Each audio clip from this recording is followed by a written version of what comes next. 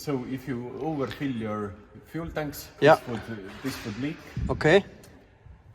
This you don't have. This is a drain for the smoke tank. Yes.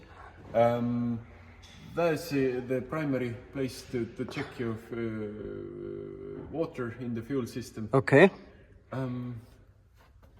This black one, I don't remember this one at the moment. Maybe some kind of pneumatic drain. I don't remember this. This is another pneumatic drain from the regulator of the bleed air regulator for the. Anyway, if you look at it, there's the yellow controller for the pneumatics of the transfer tanks. Okay. But this train is what is smoking during the APO operation. Okay. Because and there's this